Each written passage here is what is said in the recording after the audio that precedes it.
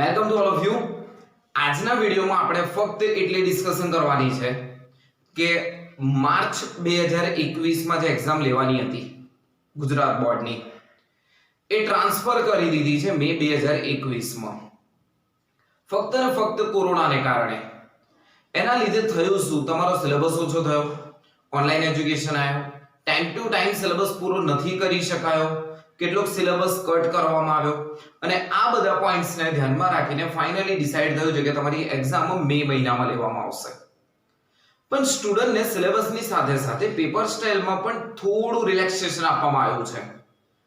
આ વખતે તમારી પાસે બેસ્ટ ઓપ્શન છે કે ઓનલાઈન એજ્યુકેશન હતું. યસ, બધા ટીચર્સે, બધા જ ફેકલ્ટીએ પૂરેપૂરું તમને પ્રોવાઈડ કર્યું છે, જેટલું બનતું એટલું બેઝિક એજ્યુકેશન તમને પ્રોવાઈડ આપ્યું છે. તો હવે એ એજ્યુકેશન જે તમે મેળવ્યું છે એના પરથી તમારે મે 2021 ના એક્ઝામમાં ટોપ કરવાનું છે. હવે ટોપ કરવા માટે ક્વેશ્ચન માર્ક આવે કે સર તૈયારી કઈ રીતે કરવી. એના માટે તમારે શાંતિથી પેપર સ્ટાઇલને સમજવી પડે. ઓબ્વિયસલી આપણે કોમર્સનો સૌથી મુખ્ય સબ્જેક્ટ એટલે અકાઉન્ટન્સી, અને આપણે પર્ટિક્યુલર અકાઉન્ટ માટે જ આજના લેક્ચરમાં જોઈશું કે એના સિલેબસમાં શું ચેન્જીસ કરવામાં આવ્યો હતો.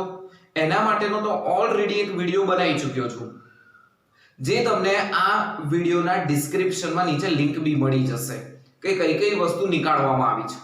પણ હવે એક્ઝામ પેટર્ન શું છે, કોઈ બી જગ્યા પર જ્યારે જવું હોય ત્યારે તમને એનો રસ્તો ખબર હોવો જોઈએ કે સર આવી રીતે જવાનું છે. તમને જ્યારે પેટર્ન ક્લિયર થશે તો તમે એક્ઝામ એકદમ ઈઝીલી આપી શકશો કે કઈ રીતે તમારે તૈયારી કરવાની છે એનો બી તમને અંદાજો મળી જાય. તો તમારું પહેલામાં પહેલું અકાઉન્ટમાં વાત કરીએ તો પહેલામાં પહેલું આવે તમારી પાસે સેક્શન એ આવે. શું 15 MCQ આવશે. 15 MCQ આવે એટલે કોણ બનેગા કરોડપતિ. ઓપ્શન આપેલા હોય A B C D, જે તમને સાચો આન્સર લાગતો હોય તમારે ટિક કરવાનો. તમને જે સાચો લાગતો હોય એ ટિક કરજો. ત્યાં પછી એ લોકોને જે સાચો આન્સર હશે એના જ તમને માર્ક્સ મળવાના છે. તો પ્રોપરલી આની બી પ્રેક્ટિસ કરી લેવાની એટલે આના તમને 15 માર્ક્સ મળી જાય છે. એના પછી વાત કરીએ તો સેક્શન તમારી પાસે આવે છે સેક્શન બી. એ બી 15 આવે છે, પણ એમાં શોર્ટ ક્વેશ્ચન આવે છે. શોર્ટ ક્વેશ્ચનમાં શું, ફક્ત એક જ વાક્યમાં તમારે જવાબ લખવાના હશે, બીજું કશું નહીં. તમને પર્ટિક્યુલર કોઈ ક્વેશ્ચન પૂછેલો હોય, એની તમારે વ્યાખ્યા હોય, સૂત્ર હોય, નાનું નાનું કેલ્ક્યુલેશન હોય, એવું બની શકે. એટલે આ ટાઈપમાં તમને 15, એટલે એવું સમજો કે તમારા 30 માર્ક્સ તો નાના નાના પોઈન્ટ્સમાં જ કવર થઈ જાય છે. 100 માર્ક્સનું પેપર 30 માર્ક્સ તો આમાંથી જ કવર થઈ ગયા. MCQ અને SQ. ક્વેશ્ચન આવે કે સર આ કયા ચેપ્ટર્સમાંથી રીડ કરવાના.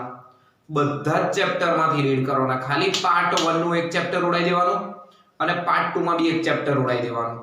એ બે ચેપ્ટરમાંથી તમને MCQ નહીં જો હોય તો સર એ ચેપ્ટર કયું છે. પહેલામાં પહેલું પાર્ટ 1 ની વાત કરું તેમાં ભાગીદારી પેઢીના વાર્ષિક હિસાબો એટલે ચેપ્ટર નંબર 2 તમારું આવે. એને ભૂલી જવાનું. એમાંથી તમારે MCQ SQ કરવાની જરૂર નથી. અને બીજા પાર્ટમાં આવે કંપનીના વાર્ષિક હિસાબો. એમાંથી પણ તમારે MCQ કે SQ રીડ કરવાની જરૂર નથી. આપણને એવું ખબર છે કે પહેલો ભાગ ભાગીદારી પેઢીના લગતો છે, જ્યારે બીજો ભાગ આપણો ચોપડીનો યસ કંપનીને લગતો છે.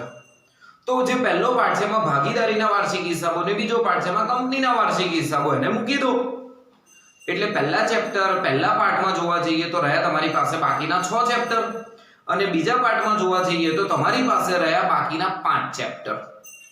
હવે 6 અને 5 11 ચેપ્ટરના MCQ SQ જોઈ લેવાના. તમારા 30 માર્ક્સ તમારા અહીંયા કવર થાય. આ 11 ચેપ્ટરમાં ફક્ત SQ અને MCQ તમારા 30 માર્ક્સ તમને આપી દે છે. બટ હવે મોસ્ટ ઇમ્પોર્ટન્ટ પોઈન્ટ, જે પેપર સ્ટાઇલ હવે જે ચેન્જ થઈ છે એ બહુ જ કેર કરવા જેવી મેટર છે. અહીંયા હવે તમારી પાસે આવશે, આપણી પાસે જોવા જઈએ તો સેક્શન સી. સેક્શન સી માં તમને અલગ અલગ ક્વેશ્ચન તો હશે. આનું માર્ક્સ કેટલું તો કે 12 માર્ક્સ નું આવશે. આ પણ 12 માર્ક્સ નું આવે, પણ ઈચ 3 માર્ક્સ. એનો મતલબ દરેક ક્વેશ્ચનના માર્ક્સ કેટલા ગણાશે? તો કે 3.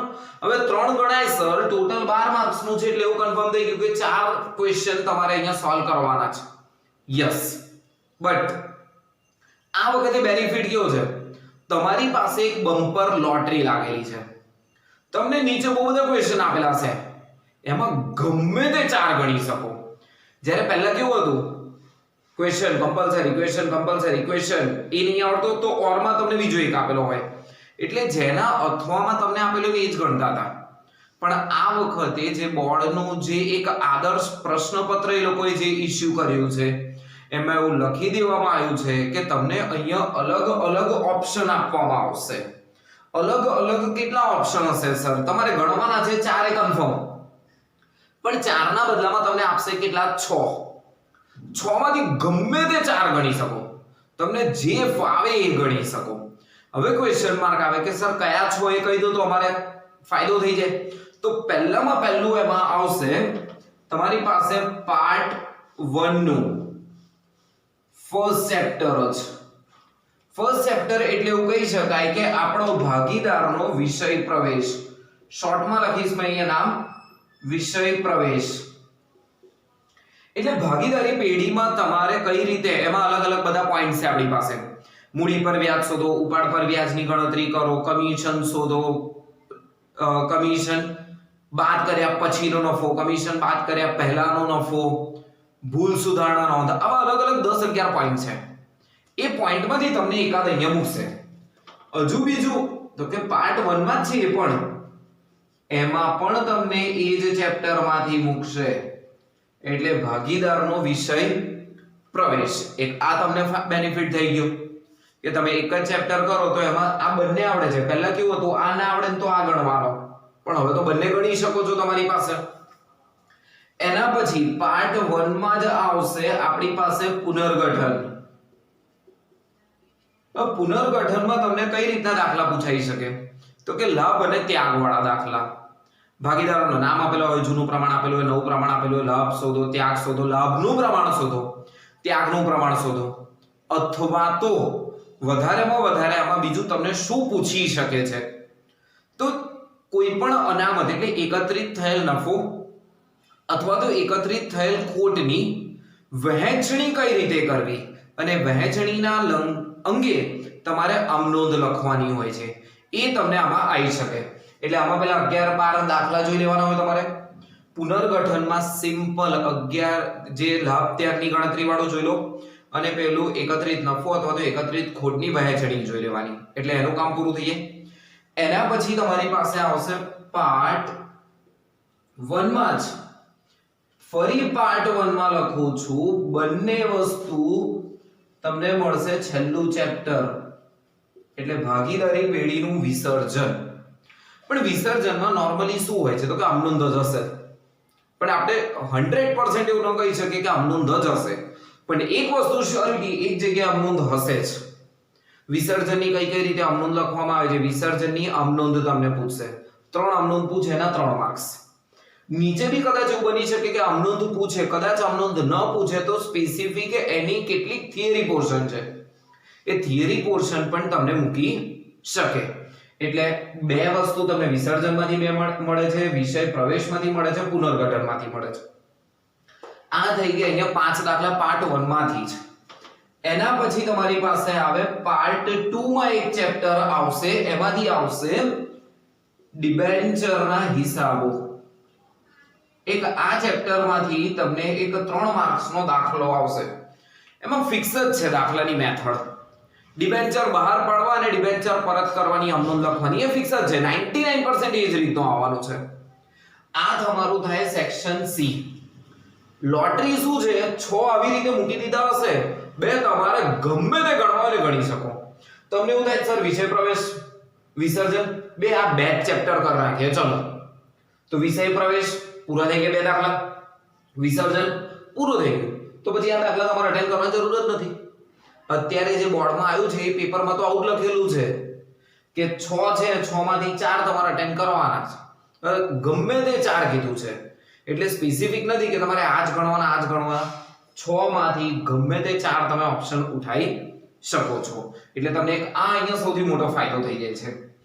એના પછી વાત કરીએ તો આવશે આપણી પાસે સેક્શન ડી. એનું બી વેટેજ 12 માર્ક્સ નું છે, પણ એમાં જે છે એ ઈચ ક્વેશ્ચન 4 માર્ક્સ નો હશે.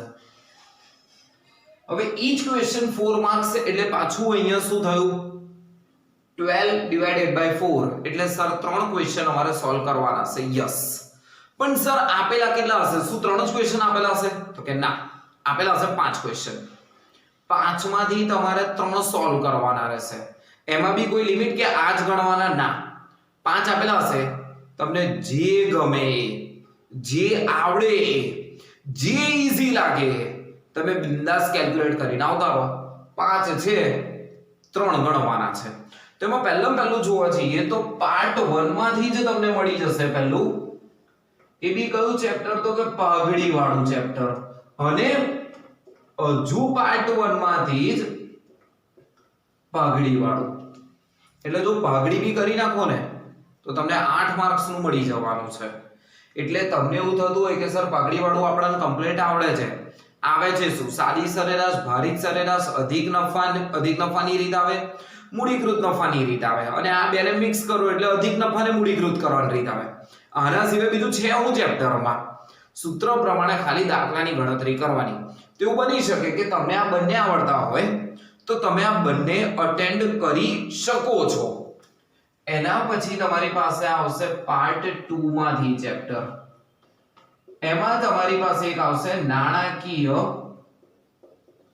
પત્રકોનું વિશ્લેષણ. બહુ જ ઈઝી કહેવાય. આ સરવાળા બાદબાકી ગુણાકાર ભાગાકાર જ આવવાનું છે આમાં. એટલે આ ચેપ્ટર બી તમારા માટે ઈઝી થઈ જાય. એના પછી પાર્ટ 2 માં જ આવશે બધા ગુણોત્તર અને વિશ્લેષણ નામના ચેપ્ટર માંથી. હવે ગુણોત્તર એટલે શું? તો કે બધા સૂત્રો પ્રમાણે જશે. આ ચેપ્ટર એવું છે કે આખા ચેપ્ટરને ભેગા કરો તો 12-15 કઈક સૂત્રો થાય છે. એ સૂત્ર આવડે તો દાખલો આવડે છે. એમાં બીજું કશું વિચારવાનું જ નથી. અને પાર્ટ 2 નું એક છેલ્લું ચેપ્ટર છે, જે ચેપ્ટરનું નામ છે રોકડ પ્રવાહ પત્રક. એટલે જો તમે 5 ચેપ્ટર કરી નાખો, આમાં તો 1 અને આ 4 ચેપ્ટર કરો એટલે તમારો સેક્શન ડી બી કમ્પ્લીટ થાય. પણ સેક્શન ડી માં બી તમારે જો હજુ થોડું લિબરલ રહેવું હોય તો પાઘડી કરી નાખો, નાણાકીય પત્રકોનું વિશ્લેષણ કરી નાખો. 3 દાખલા પૂરા. મારે 3 જ તો ગણવાના છે. એના કરતા વધારે ગણવાની મારે કોઈ જરૂર નથી. તો વધારે ઈઝી થઈ ગયું આપણા માટે. આ 2 ચેપ્ટર કરો, પૂરું થઈ જશે તમારું સેક્શન ડી. એના પછી સેક્શન ઈ. ટોટલ વેટેજ આવે આનું 24 માર્ક્સ. પણ 24 માર્ક્સ એક ક્વેશ્ચન નો each 8 marks. As a teacher મેં સૌથી હાઈએસ્ટ ઇમ્પોર્ટન્ટ આપું છું સેક્શન ઈ અને સેક્શન એફ ને. હવે 8 માર્ક્સ નો સર એક દાખલો આવે. ટોટલ 24 માર્ક્સ નું છે. 24 ભાગ્યા 8 એટલે 3 દાખલા કરવાના છે. પણ આપેલા કેટલા હશે ખબર છે? 5 દાખલા આપેલા હશે. અને એ બી ચેપ્ટર બી બહુ લિમિટેડ છે. તમારી પાસે પાર્ટ 1 નું એક ચેપ્ટર હશે. પહેલામાં પહેલા ત્યાં એક જ દાખલો હશે પાર્ટ 1 માંથી. એક પ્રવેશનો દાખલો તમને આપી દીધો હશે.